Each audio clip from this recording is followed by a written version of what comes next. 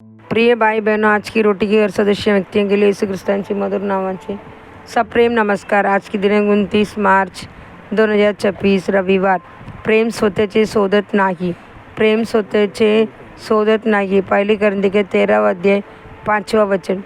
स्वार्थ माणूस नेहमी स्वतःच्या अधिकारासाठी लढतो, पण प्रेमळ व्यक्ती प्रेमासाठी स्वतःचे अधिकारही आनंदाने सोडते।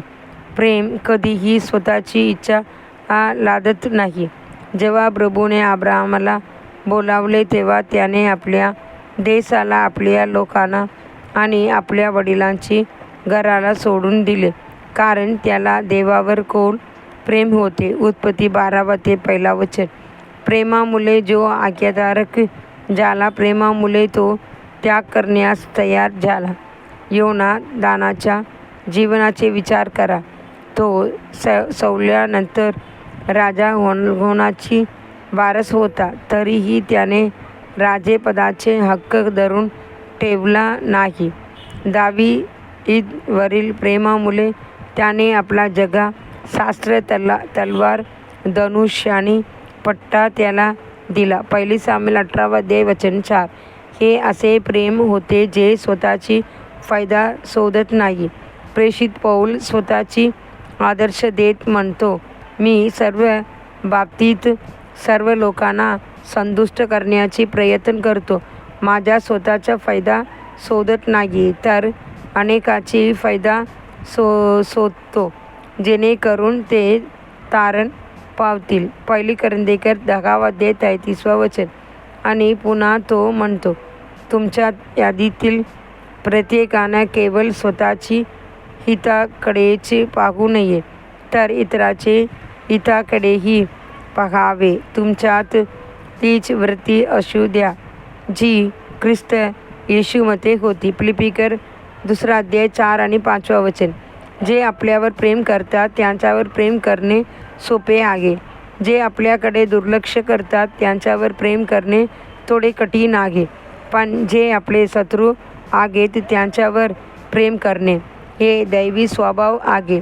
प्रभूने फक्त तुमच्या शत्रूवर प्रेम करा असे सांगितले नाही, त्याने प्रत्यक्ष दाखवून दिले।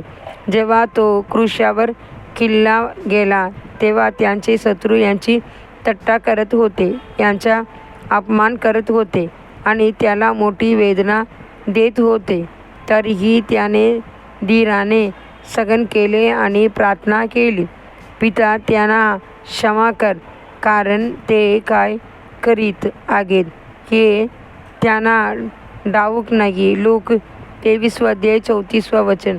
हेच आहे स्वतःचे न शोधणारे प्रेम। शास्त्र सांगते, जर तुझा शत्रू भुकेला असेल तर त्याला खायला दे, तो दगाणलेला असेल तर त्याला पाणी दे। वाईटाने जिंकला जाऊ नकोस, पण चांगुलपणाने वाईटावर विजय मिळवा। रोमकार 12 अध्याय 20 वचन 21 वचन। जुना करारातही आपण वाचतो, जर तुला तुझ्या शत्रूचा बैल किंवा काडव भरकटलेले दिसले तर ते नक्की त्यांच्याकडे परत ने, त्याला नक्की मदत कर। निर्गम 23 अध्याय वचन 4 आणि 5। देवाची लेकरांनो, प्रेम स्वतःचा फायदा शोधत नाही, ते दुसऱ्यांची पडझडीवर आनंद करत नाही, ते मान्यता किंवा बक्षीस मागत नाही। ख्रिस्ताचे प्रेम आपल्या हृदयावर राज्य करा, जेणेकरून आपण स्वतःचे नव्हे तर देवाची महिमा आणि इतरांचे कल्याण शोधू। अधिक चिंतनासाठी वचन। तुझा शत्रू पडला तर आनंद मानू नकोस, आणि तो अडकला तर तुझे हृदय आनंदित होऊ देऊ नकोस, नाही तर परमेश्वर पाहिल आणि त्याला ते अप्रिय वाटेल। नीतिसूत्र 24 अध्याय 17 आणि 18 वचन। आजचे बायबल वाचन सकाळ न्यायाधीश 7 अध्याय 8 अध्याय, संध्याकाळ लूक 5 अध्याय 1 ते 16 वचन। धन्यवाद।